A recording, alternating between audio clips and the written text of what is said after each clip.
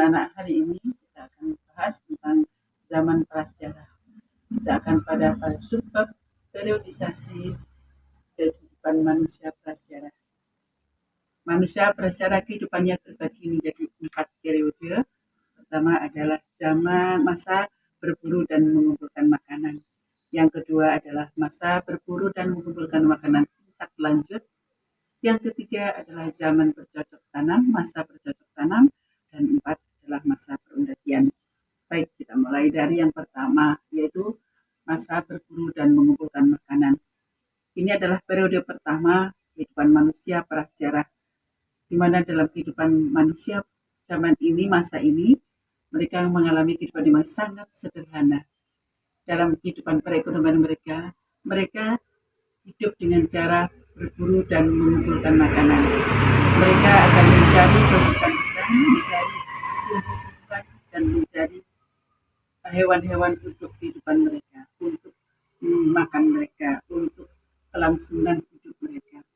Mereka tinggal di daerah-daerah yang dekat dengan air, mereka tinggal di daerah-daerah padang rumput. Mereka nomaden berpindah-pindah dari satu tempat ke tempat yang lainnya. Kalau terkadang mereka hidup di padang rumput, terkadang mereka hidup di dekat air di tepi pantai, karena di daerah-daerah tersebut mereka akan menemukan banyak makanan. Dengan kesederhanaan hidup semacam ini, peralatan yang mereka gunakan juga cukup sederhana, yaitu apapun yang disediakan oleh alam, itulah yang mereka gunakan. Peralatan mereka dari batu-batu yang masih kasar. Ada yang kita sebut dengan kapal genggam atau kapal berimbas, ada yang kita kenal dengan alat serpih, potongan-potongan dari batu yang berfungsi sebagai pisau, kemudian ada dari alat-alat dari tulang. Pada masa ini perkembangan manusia sangat lambat karena mereka harus bertahan hidup di tengah keganasan alam dan buasnya binatang-binatang buas. Mereka memanfaatkan apa yang disiapkan oleh alam untuk kehidupan mereka. Yang kedua, dalam tingkat kehidupan manusia, berburu dan meramu tingkat lanjut. Di zaman ini, mereka sudah mulai mengalami perkembangan. Kehidupan mereka tidak murni, tidak total berpindah-pindah atau nomaden.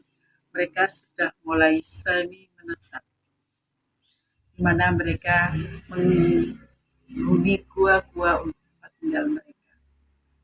Untuk perekonomian mereka, mereka sudah mulai mengenal kehidupan bercocok tanam dalam bentuk berladang berpindah. Mereka akan menebang hutan dan kemudian menebar benih untuk ditanami.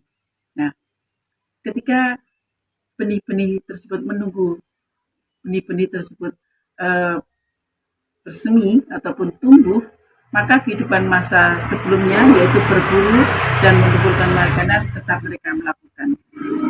Teknik pertanian atau tanam yang mereka lakukan adalah berpindah ini masih belum menggunakan teknologi yang lebih maju, masih sangat sederhana, hanya menebar benih, bertumbuh, panen, selesai.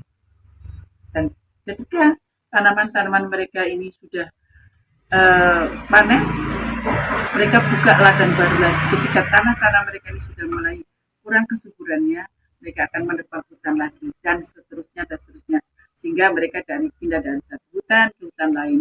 Tempat tinggal mereka ada di dalam gua-gua. Jejak-jejak mereka bisa kita lihat dari lukisan-lukisan yang ada di dinding-dinding gua. Mereka menuliskan bagaimana perjuangan hidup mereka. Mereka menuliskan bagaimana kehidupan mereka. Dari jejak-jejak kehidupan inilah mereka.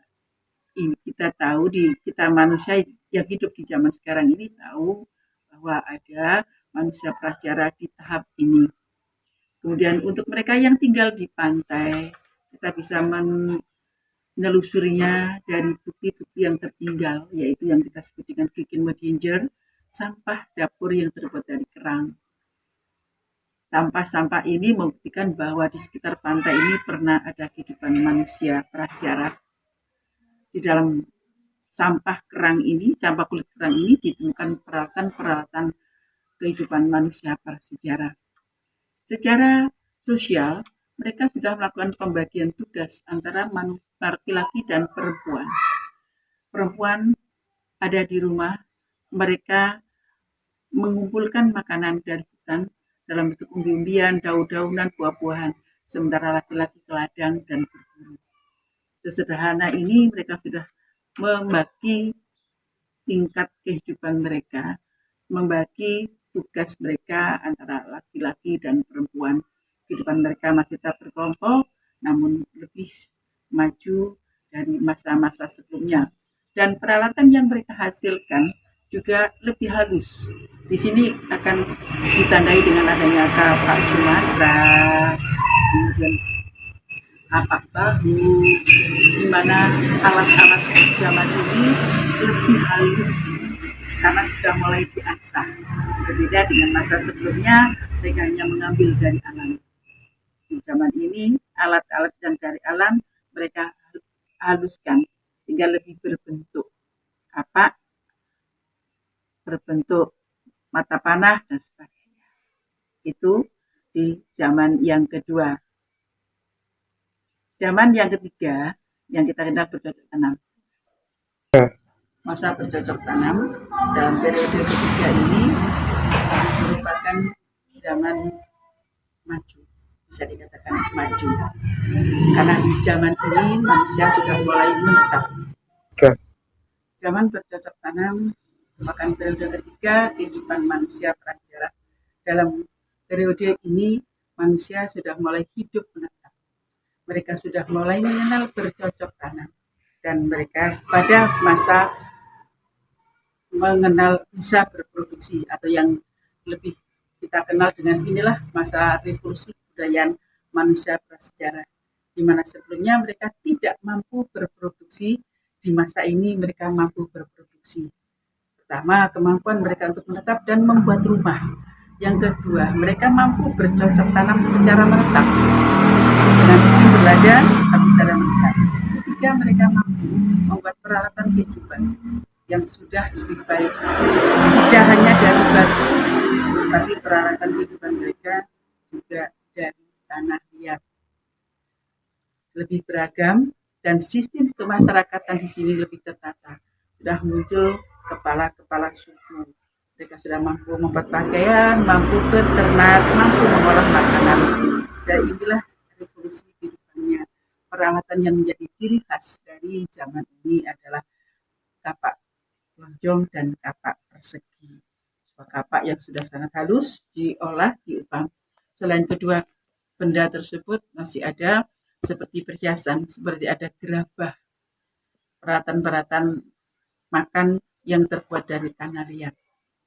Dan yang keempat adalah zaman perundagian. Ini adalah zaman modernnya manusia prasejarah. Karena pada masa ini manusia sudah mampu mengenal sistem bersawah dan mengolah logam. Dari kemampuan mengolah logam inilah lahir peralatan-peralatan kehidupan yang sudah lebih bagus lagi dan bisa digunakan untuk alat-alat pertanian, tidak hanya dalam bentuk cangkul, sabit, mata panah, tetapi juga kita akan menemukan moko sebagai sebuah peralatan zaman perunggu yang yang cukup bagus, dan moko yang paling moko, kemudian ada nekara yang paling besar yang kita temukan di Indonesia ada di Bali, yaitu nekara Pejeng. Kemudian di zaman ini manusia sudah mulai mengenal perdagangan. Perdagangan yang dilakukan oleh manusia prasejarah zaman ini tidak saja antar daerah di Indonesia, tapi mereka sudah menjalin perdagangan dengan luar Indonesia, salah satunya India. Pengaruh dari perdagangan antara masyarakat Indonesia dengan masyarakat India mengakibatkan kita mengenal budaya-budaya India, dan salah satu dampaknya adalah kita mengenal kerajaan, dengan kerajaan pertama adalah Kutai, dan dari bukti yang berupa yupa, tulisan tentang kerajaan kita menandakan bahwa Kutai ini adalah awal dari zaman sejarah dan berakhirnya zaman prasejarah. Terima kasih anak-anak, itu saja yang bisa saya sampaikan. Assalamualaikum.